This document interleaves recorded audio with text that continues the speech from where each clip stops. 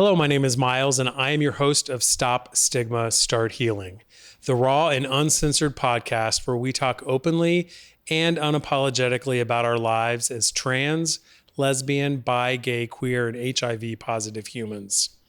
Our goal is to stop the stigma that prevents us from getting the healthcare we deserve. Each episode, we will feature real people in our community, right here, in conversation and storytelling. And our disclaimer, the experiences shared here are valuable and important. They are based on the lives of those in this space and some of you who are listening. Prepare to be educated, shocked, seen, triggered, and informed. No matter your response, keep the conversation going. Start healing. So welcome to our next episode, which we are calling Happy Hour. We'll get into a little bit more about why that is. But I would like to have our guests introduce themselves and tell us a little bit about who they are. We're doing everything different today. So We're going to end with you. We're going to start over here on the couch. Hi, I'm Jen. My pronouns are she, her. I'm an avid softball player, a cat lover, and I am a lesbian. I'm also an alcoholic, and it's really nice to be here today. Great. Cat lover and a lesbian. Yes. Love it. I'm Brian Goldthorpe. I am 44. I like long walks on the beach. We're not doing that. No, I'm a poly drug addict. I work in the communications and public relations space. Love dogs, not so much cats. And I'm happy to be here today. Thanks, Brian. I am Anthony, 47-year-old gay man, alcoholic, but probably more of a drug addict. Love dogs and cats, and I actually work in treatment, so that's why I'm dragging today. I'm a lead therapist at a treatment center up north, and thanks for having me. I just learned something new about you. I had no idea most of those things. So I'm glad you are all here today. So this episode specifically is, we're calling it Happy Hour. I wanted to talk about substance use in our community. When I pulled up some facts and figures from the data, and there was a survey done in 2020, not the most recent, but the most recent I could find, from the National Survey on Drug Use and Health. There are 2.6 million LGBTQ adults with substance use disorder. 86.4% of those receive no treatment. Not so great, right? Out of that 2.6 million, 1.6 have a relationship with alcohol.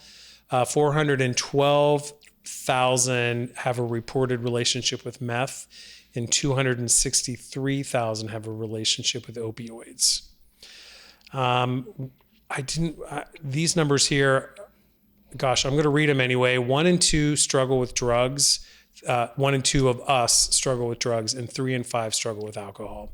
So what I came away from with that, and we don't get heavily into the statistics on this show, but what I took away from that is, and I think what we all know, is that substance use is very prevalent in our community. Mm-hmm. I think a very much an acceptable part of our community. Substance use disorders, what we're learning, are severely undertreated in our community. And I think it's important that we talk about it, talk about what that's all about, and also about your journeys in recovery.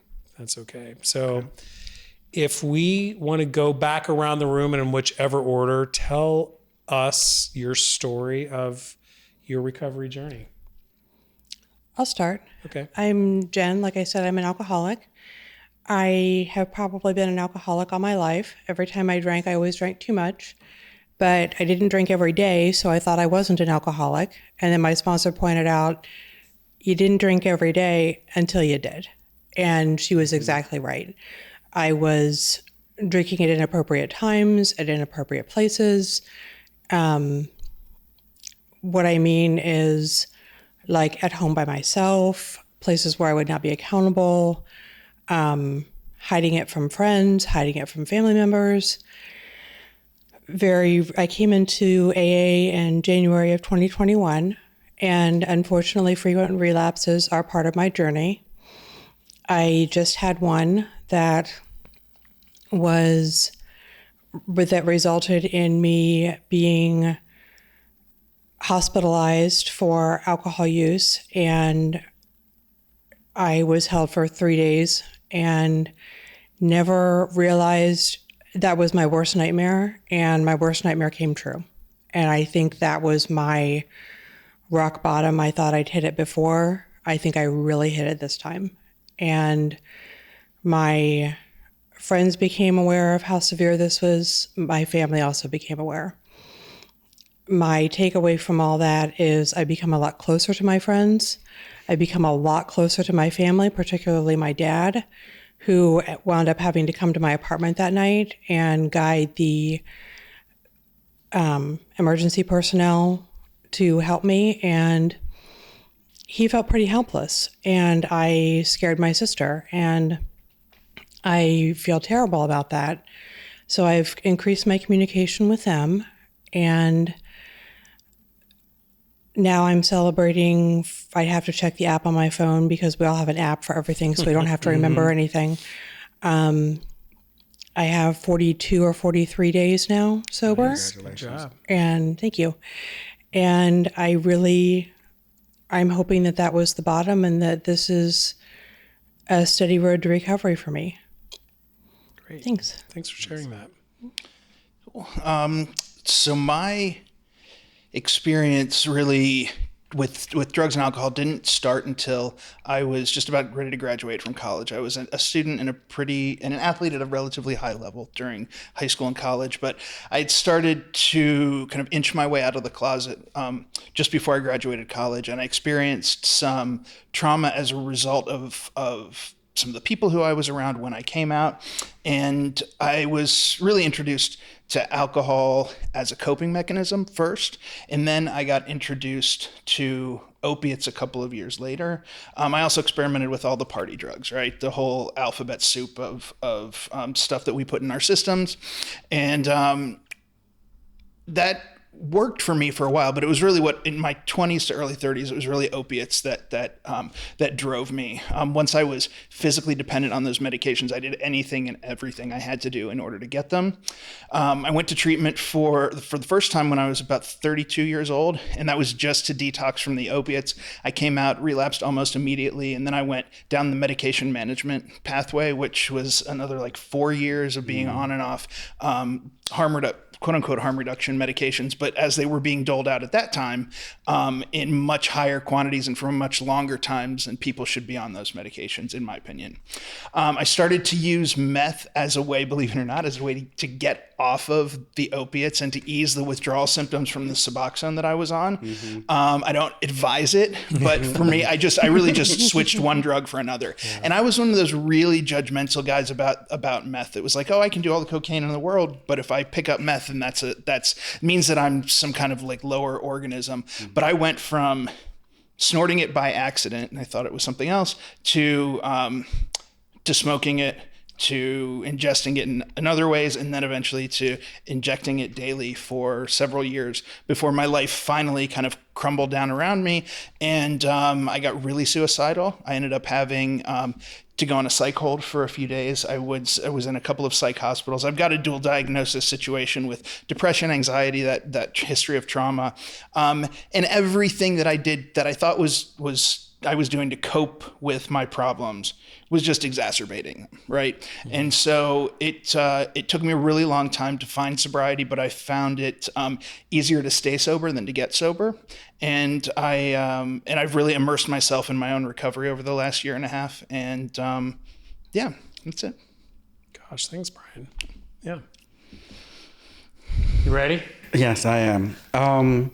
My drug use started when I was about 18. It was just like drinking 40 ounces and smoking weed. Then my hardcore use started probably around 1999 with the opening of a gay club in the Short North where partying was very prevalent. So it started out ecstasy, Special K, graduated to meth. And then the thing, much like Brian, I was always kind of turned my nose up at crackheads. And I always said as long as I'm snorting coke, I'm not bad because, unless I hit the pipe. Crack was the drug that brought me to my knees back in 2008. Still living at home, age 32, just a bum, couldn't keep a job.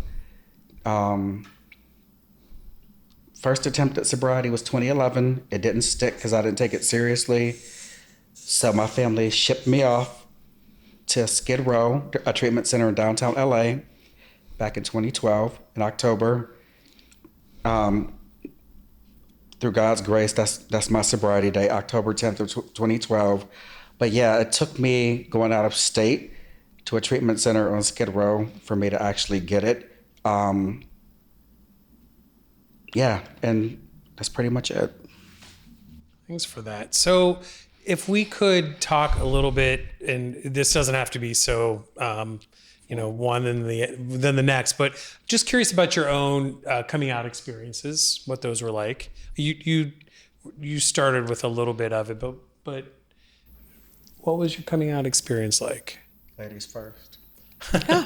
Okay.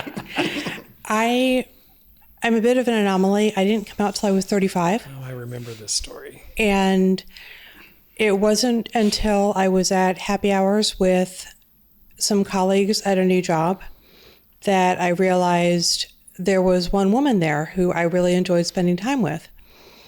And went to bars and went to dance clubs and stuff with her and realized that, hey, I like her. I really like her. I like her a lot. But I'd already been married twice to men, and that didn't work out. Now I realize for obvious reasons. But I entered into a relationship with her. She was 18 years older than me, so there was that going against us. But I will say she was a great first girlfriend. She introduced me to the gay scene of Columbus, and not so much, she was the designated driver most of the time because I liked to dance and drink, and I was the partier, but I was also the younger one. So she kind of took care of me. And that relationship ended, that lasted, like I said, for about 18 months. Dated somebody for a couple of days, and then a few months later, I met my second spouse, which is a trans man, female to male trans. We got divorced last summer. It was not a good situation. The divorce, we're told not to make major decisions or choices within the first year of sobriety, but this was going on way before I got sober. So this needed to happen in order to save my mental health. And like Brian, I have dual diagnosis too of depression, ADHD, and anxiety that I'm treated for by a wonderful psychiatrist and great therapist. But when I came out at 35, I told my parents, and all they said was, "Are you trying to tell us something?" And I said, "Well, not very well, apparently." and they said, "Well, this is when I was dating my first girlfriend. We'd been together about a month." And I said, "Yeah, I said, I'm gay. I said, I have a girlfriend." And I was kind of trying to back out of the situation at this point, because then it was suddenly getting a little uncomfortable. And I said, "And I have a date in about half an hour." And they're like, "Well, okay, I guess we'll talk more about this later." And I went to my car, called her, said, "I just came out to my parents. I told them I had a date. We're going to the Olive Garden and you're buying." And she's like, "Okay, come pick me up." I'm like, "That's fine." So they have never had any trouble with any decisions that I've made. They don't like people that don't treat me well, whether it's a friend or whether it's a romantic interest. Mm-hmm. So as long as the person treats me well, they have had my people I've been in relationships with over for holidays, for dinner, met out for meals, and gone to events together. So my coming out was very, very easy. My sister was very accepting. I feel awful for those people who were, disowned by their families and had really negative experiences with friends and family and this community as a whole. So any part of my story that I can share that might make something a little easier for somebody else, I'm more than happy to do. Thanks. Similar to her, my coming out experience was super easy, especially because the Black community is known for being more homophobic, typically because of them being like very religious. I came out in '92, so when I was 16, it was pretty seamless. Even though I was raised in the church, my mom took about a year to come around. She was part of PFLAG. Oh, wow. She was the secretary of the Columbus chapter from like 97 to like 99. For those that are listening in Wisconsin, what is PFLAG? Parents and Friends of Lesbians and Gays. She used to go to gay bars with me, met all my boyfriends, and there were a lot of them. Between the ages of 16 and like my early 20s. My coming out experience was so easy, it was almost kind of like unbelievable, like much like Jen. My entire, a lesbian on my dad's side, his sister, gay cousins, my nephew just came out. Like, I'm blessed in a sense, like it is like a non-issue. And again, I'm not trying to make it a race thing, but that's kind of unheard of in the Black community. So I don't really have a horrible coming out story. My family's still great. 16. Yep, 31 years ago. Okay, welcome. Thank you. So as I had mentioned, I came out when I was about 22 years old. I started inching my way out of the closet the summer before my senior year of college. And you said you were doing sports in college? Yeah, I swam competitively from the Okay. time I was like 5 until I graduated college. Wow. Yeah, and I was subjected to that locker room culture back then, which is the word faggot was thrown around really freely and loosely. And it kind of, I knew that I was gay from 12 or 13 probably. Yeah. But I just kind of receded because competing in sports was important to me. And that's where all my friends were kind of situated. And so it was tougher. I started to kind of come to grips with the fact that I was going to have to deal with this at some point. And just before I graduated college, I dealt with some physical and sexual trauma that I kept a secret. I didn't really talk to people about it, but it definitely kind of fed my drug use and my alcoholism. It gave me a great excuse, honestly, to use for a really long time, because I was that guy who just didn't feel like, oh, if you'd walked a mile in my shoes, then you would use too. It gave me a great reason to consider myself the exception to the rule. Right. And but in terms of when I actually came out to my parents the summer after I graduated college, and they were cool. My parents have been great. Like I have a small family, but my sister and my parents have been pretty much supportive of everything that I've tried to do in life. People who think that addicts and alcoholics all come from dysfunctional family situations, it's a myth. It's not true. I experienced a lot of distance from my family when I was in active addiction. I pushed them away. I kept them at arm's length. I only gave them bits of information. I was really good at pulling it off for a long time. But my identity as a gay man was not something outside of the first, week or two after I told them, which took a little adjustment time. They've just been super supportive of me and all the dysfunctional relationships that I've had. As we all kind of indoctrinate ourselves to what it's like to be a part of this community, and you take your licks and you kind of, no pun intended, and you kind of you evolve and become a different person. So being gay, it wasn't a problem. The big barrier in my relationship with my parents was the fact that I'm an addict and alcoholic. And that's what really was problematic.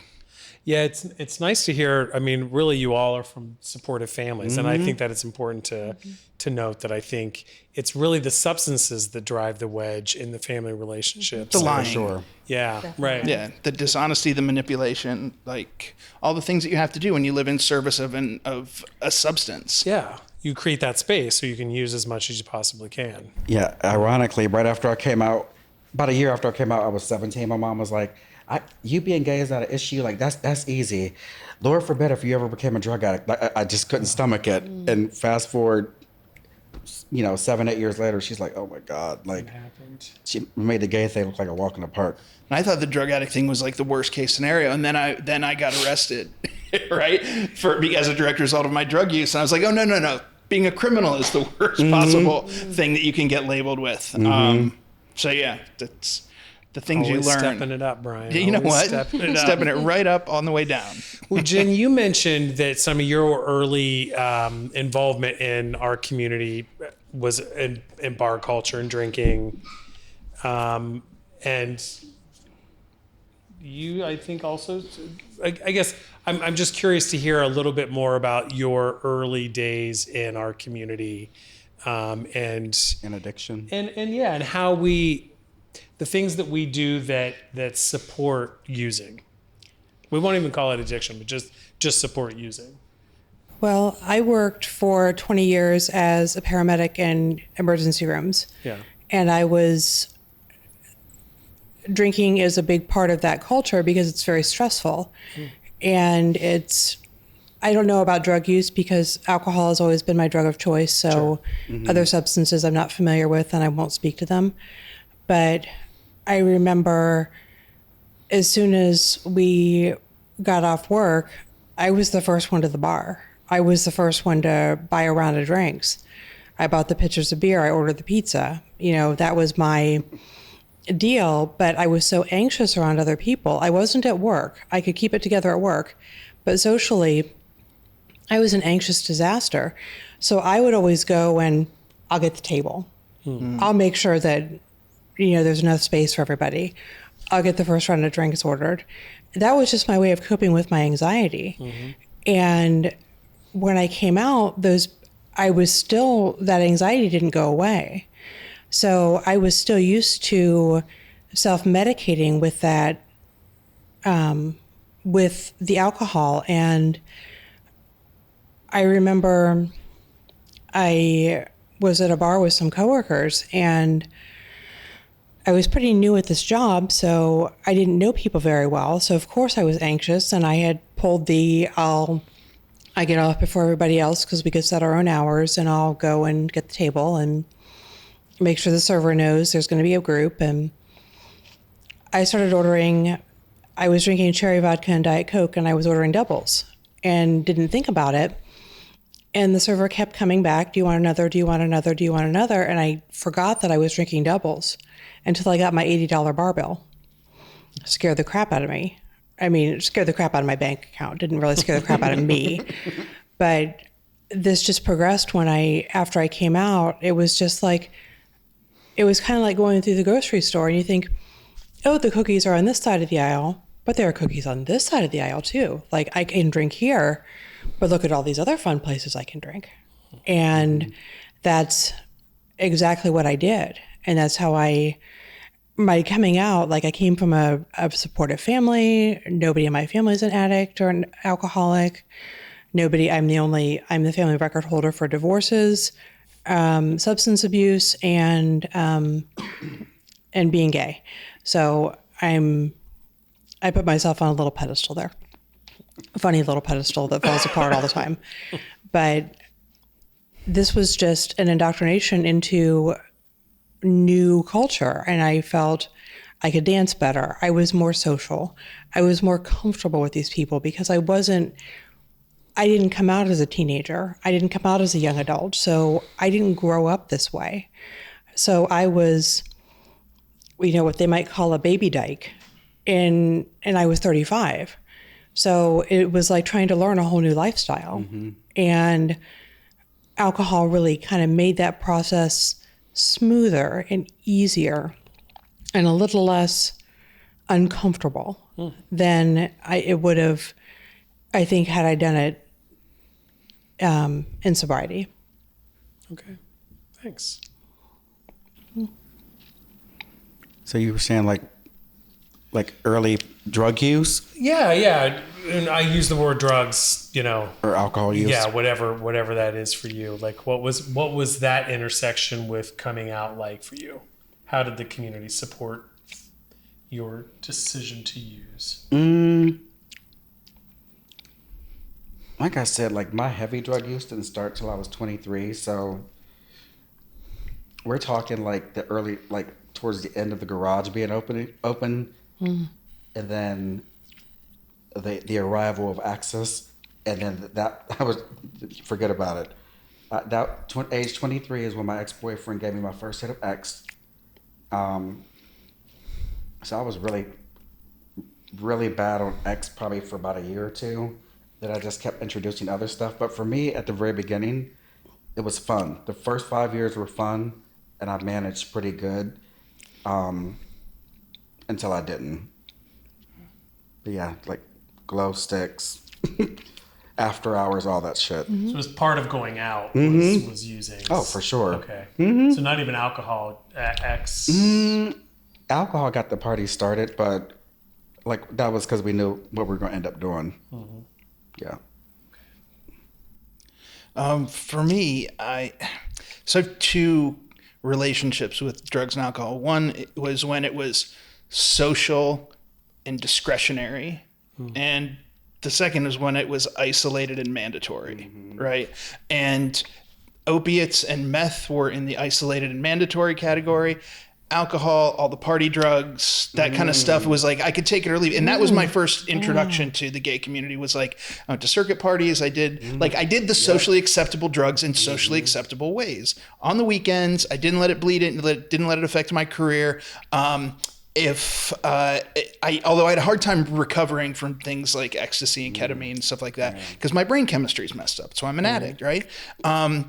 But early coming out, it was like I wanted to keep up with the Joneses. I wanted to drink as much as people did who'd been drinking a lot longer than I did, which meant you introduce cocaine to the mix and amphetamines and stuff like that.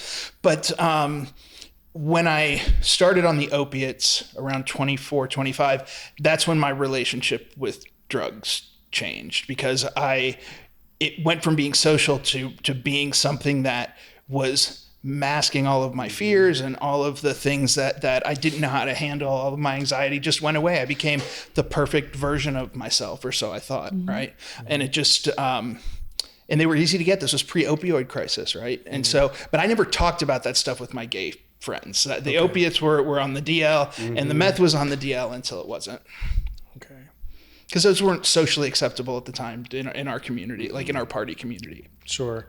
And for folks listening home, and I even wonder about Jen understanding, but I would like to make sure that people at home understand what we're talking about, the party culture. Like, like what does that actually mean?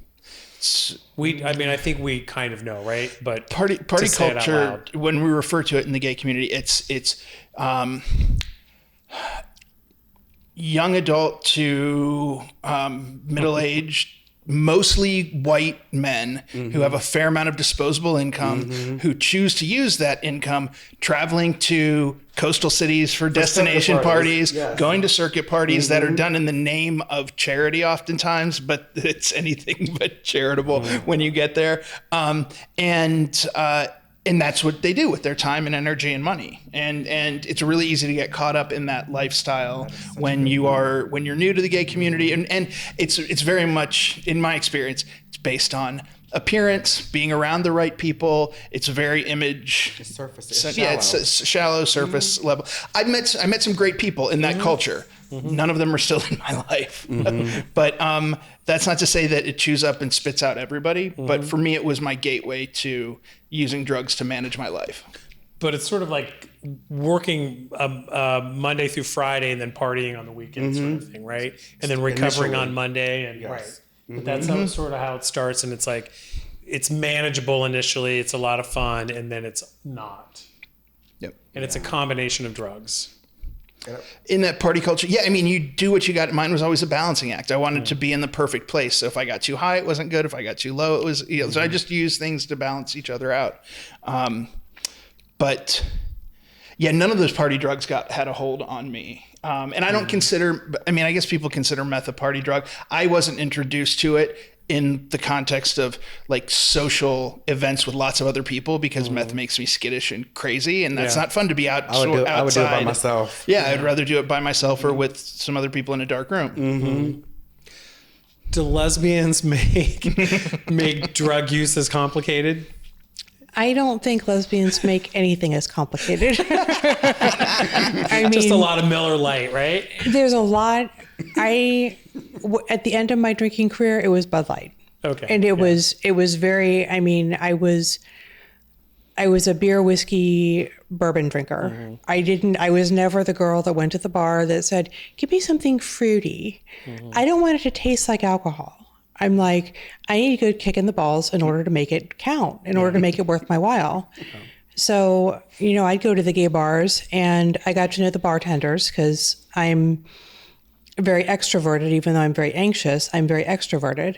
So, and I wanted the bartenders to know my name. I wanted to be that Norm at Cheers, minus the beer gut. And I said, and I'd walk in and the bartender would be like, Knob Creek? And I'm like, yes, please. Knob and Diet? Yep, you got it. And gay bars, I'm sure Anthony and Brian can both attest to, are notorious for over-serving, over-pouring. So The gay pour. yes, exactly. What you think is one or two shots is 3 or 4 or more, depending on the size of your glass. And next thing you know, you think, oh, I've only had 2 or 3. I should be fine. But you can barely make it to the bathroom just to pee. And you're thinking, holy cow. But then this is fun. I'm making new friends. I mean, friends. These, they were just other barflies. They weren't, like Brian said, you meet some nice people, but they're not in your life now in sobriety. Right. But no, I don't think it was nearly as complicated. It was just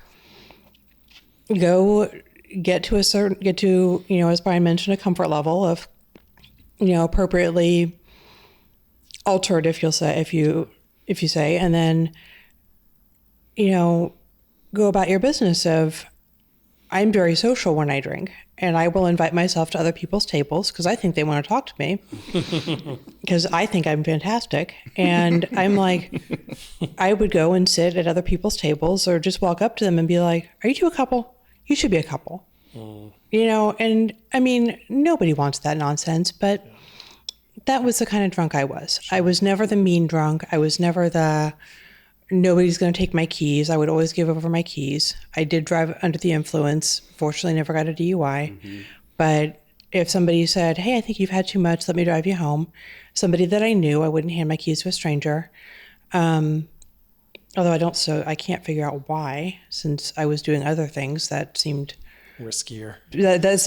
I should have handed my keys to a stranger, but I didn't. And if a friend said, I'll drive you home, okay, we'll get my car in the morning. Oh, go ahead. And I was just gonna say, it's funny because it didn't seem complicated at the time. I just found people that I wanted to have sex with or I wanted to like me, and I did what they did. I just mimicked their behavior, right? Unfortunately, my brain is wired in a way that I can't just do things the way that other people do them when it comes to drugs and alcohol. And had I known then what I know now, I don't know. I probably still would have done the same thing.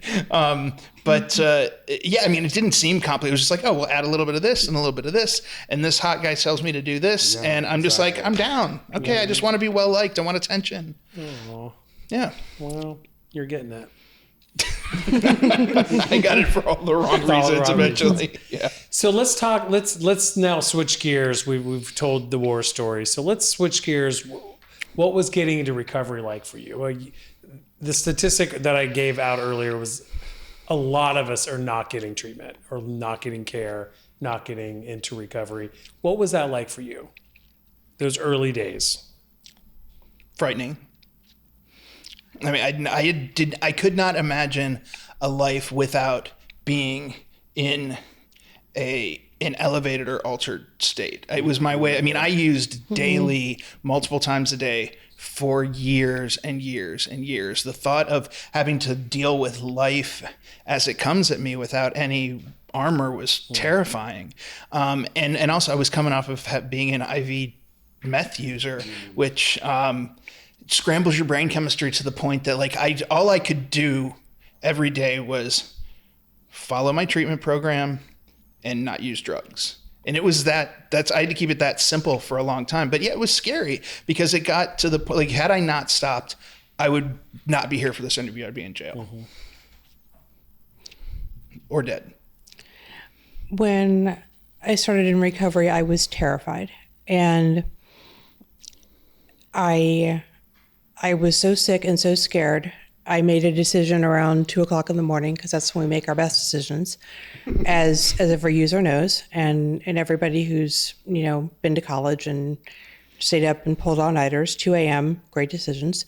I actually contacted Miles and said, I have a drinking problem. Can you connect me with some recovery resources? And he responded pretty quickly, and that's when I went to my first AA group. And he said, look for this person. And I remember that. Yeah. And he said, look for this person. I know he'll give you a hand. And I went to an LGBT group, and I was the only girl in there. And that was totally fine with me. I'm very comfortable around gay men and gay women in the gay community. So and I was, into sports and stuff. So like being around the guys wasn't ever a big deal for me. But my ego was still out of control, and so out of control. Like, I used to not date people who did not have a college education and did not have credentials after their name. And you had to have my level of education or better. And I was such a snob. And I realized that,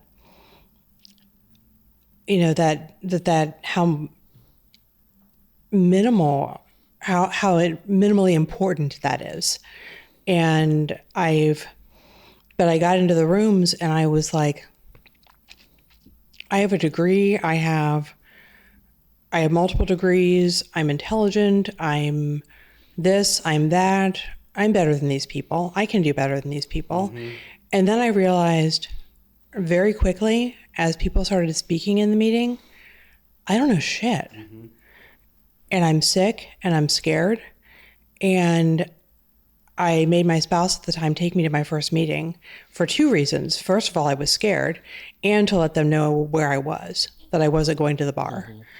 And I got in there and instantly felt comfortable. I was given a big book. I mean, it took me meetings are about an hour. It took me about 30 minutes to calm down. And I was given a big book. I was given a chance to comment on some readings. And at the end of the meeting, so many people came up to me, and I didn't realize that it's common to exchange phone numbers. And I was used to getting phone numbers in bars for an entirely different reason. But this was weird for me until I was told to me that this was normal, that contact is normal, that staying involved with the sobriety community is normal and is healthy and helps you stay sober and accountable. But I was absolutely terrified.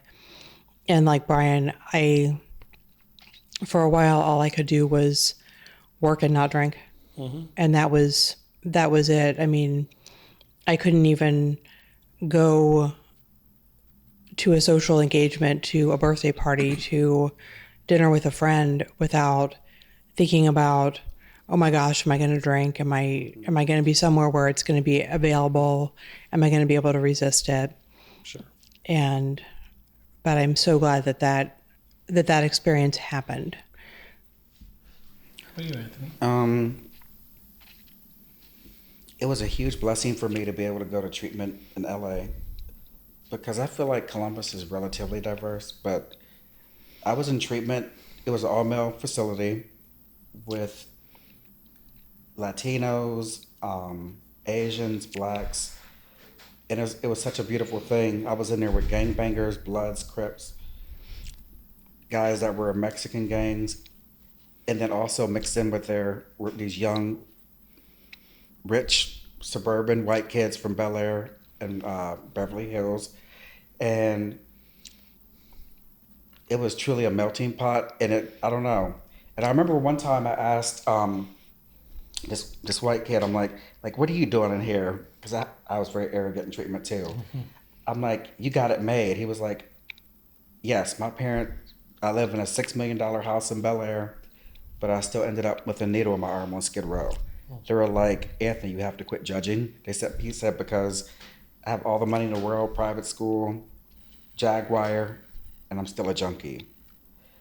And the other thing about going to treatment in LA, after about 3 months, our case managers took us on little field trips. And the first trip that he took us on was the Santa Monica Pier. And we spent all day at the ocean. And I just burst into tears. And he said, the reason I brought you guys here is to show you, to Brian's point, that you can have fun in sobriety. You don't have to be loaded from sun up to sundown.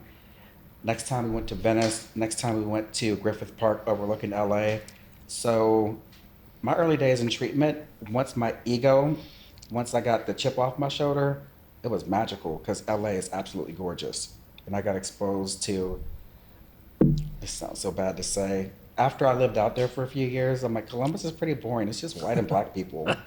In LA, it's Mexicans, it's Koreans. It's like truly a melting pot.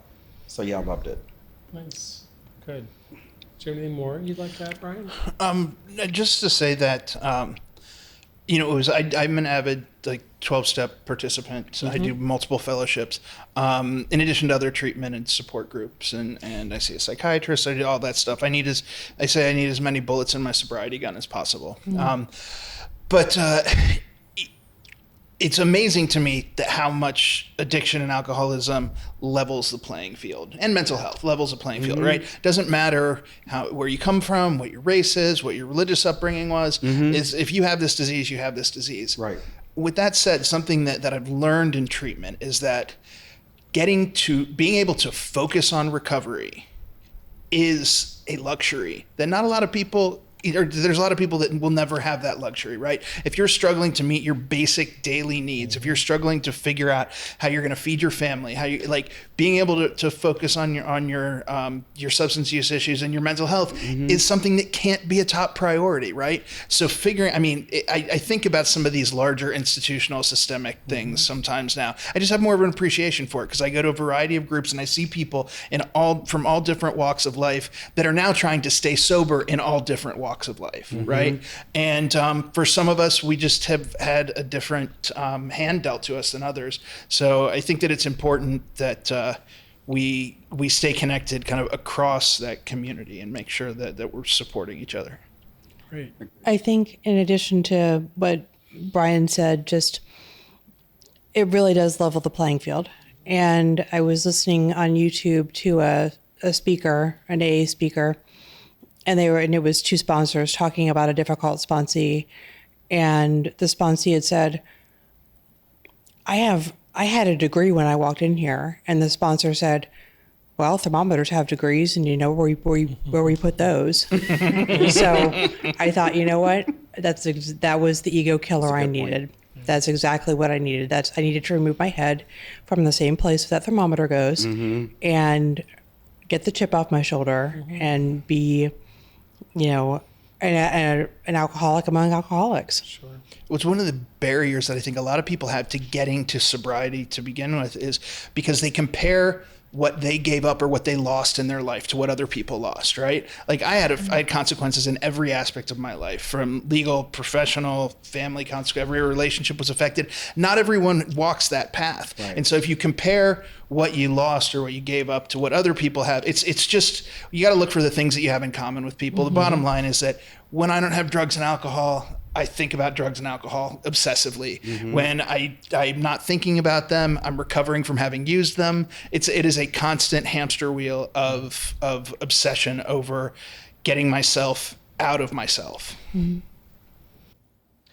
We are going to take a short break, and then we'll be back to finish our time together. So thank you, and we'll be right back. Alcohol, party drugs, gambling, and sex are included in most LGBTQ gatherings. It can be a lot of fun, and for some of us, it can be harmful. Whether you are looking to slow down or stop using substances altogether, find support and connection that helps you heal. Let's talk. Happy Hour, Tuesdays Without Tina, Food, Feelings, and Me, and our new space specifically for women, She, are some of the many support groups you will find at equitashealth.com. Check us out. Start healing. Welcome back to Stop Stigma, Start Healing. We are going to finish out our time together. We got a few more questions before we let our amazing panel go for the night. And the next question I have is, let's talk a little bit about the importance of now connecting with others who've had similar situations, whether it's in 12-step support groups and other community settings where as LGBTQ folks were living and living and breathing sobriety and recovery. Is that too big? I'm gonna look for you. Let's hear from you first. So are you pretty much like referencing like sober support? Yeah, like why is that important for you to connect with other folks in our community that are doing sober? Because I feel like-minded people understand my experience. So someone who's not an alcoholic or addict is not going to be able to relate to the stuff I go through. That's why me surrounding myself with a lot of our mutual friends is very important, because no one else gets it. I can talk to my family. They can be a little understanding, but like-minded people can relate to my experiences. To me, it's that simple. Mm-hmm. Okay.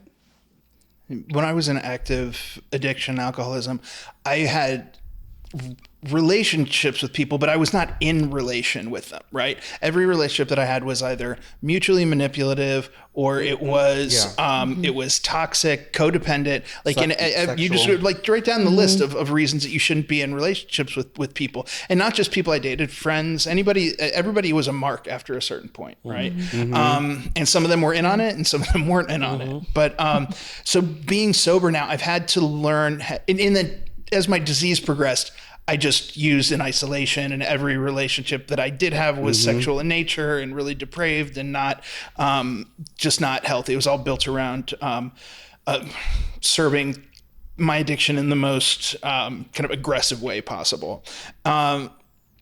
So in sobriety, I've had to relearn how to be in relation with people, and it's much easier for me to be in relation with people who are in recovery because they understand what my priorities are. They understand the importance of how I structure my time, that I have to get to meetings, and that means that I have to sacrifice social time. But mostly, I've found people who understand what I've been through, what I'm going through, that are there to help me and just want me to be well for the sake of wanting me to be well, not because there's anything in it for them. And that to me was a revelation. Not working an angle, pretty much. Yeah. Yeah. I would completely agree with that the relationships while you're in active addiction are incredibly dysfunctional on multiple levels, and not to say transactional too.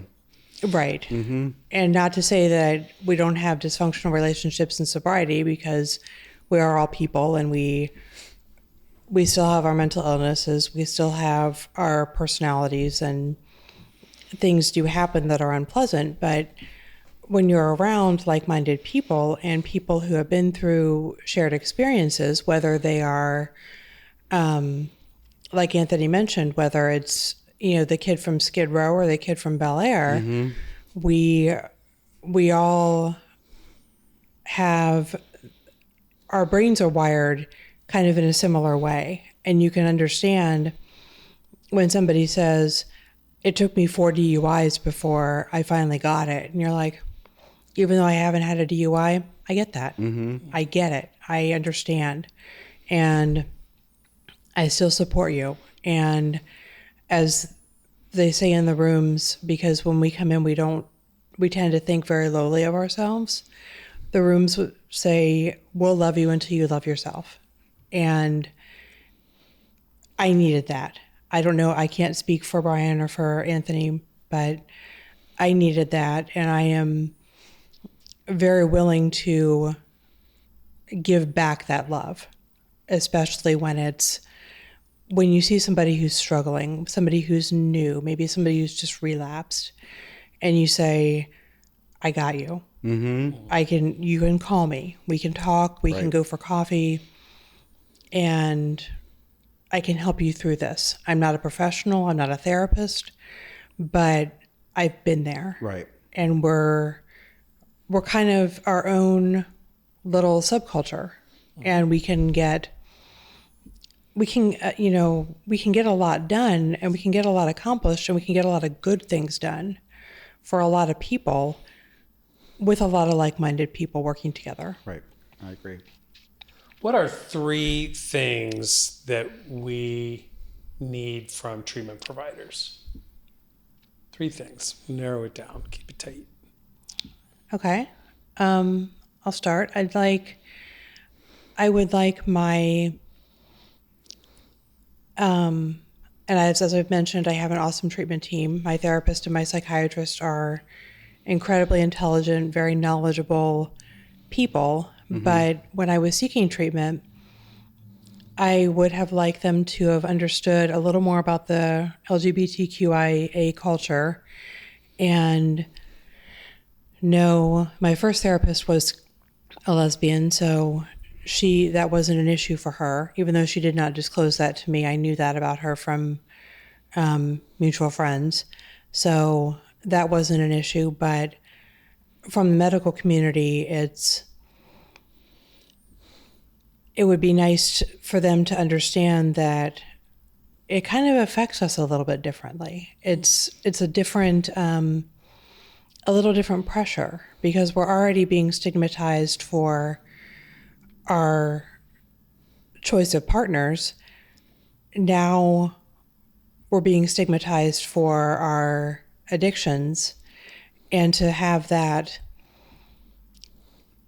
maybe to remove that stigma of who we take to bed and treat us as on a level playing field with other patients, and be, I'm a 47-year-old woman with depression, anxiety, ADHD, and alcoholism, and that's what I need help with.